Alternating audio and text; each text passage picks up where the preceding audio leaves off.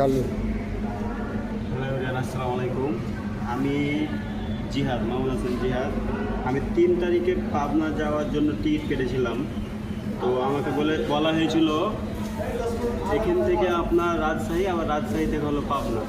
তো রাজশাহী এখান থেকে হলো 50 টাকা করে নিয়েছে, আবার ওখান থেকে হলো পাবনার টিকিট হলো 140 টাকা করে নিয়েছে। তো আমাকে এখান থেকে রাজশাহীর দেয় 3 তারিখেরই টিকিট দেয়, আবার ওখান থেকে আমাকে পাবনার টিকিট দেয় 9 তারিখের।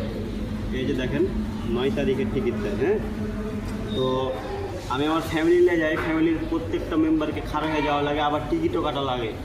এখন ওনাদেরকে এসব বলছি, তো ওনারাই আমাদেরকে দোষ দিচ্ছে। ঠিক আছে, এখন টিকিটটা রিটার্ন দিচ্ছি, তো আমাকে বলছে যে 300 টাকা কম দেবে আমাকে টিকিট থেকে। এটা কোনো নিয়ম হলো? ওনারা দোষ করেছে, ওনারা ভুল টিকিট দিয়েছে, আমাকে ভুলভাবে দিয়েছে, তারপর আমাকে আবার টাকা কম দিচ্ছে। এটা কোনো নিয়ম হলো? আপনারাই বলেন।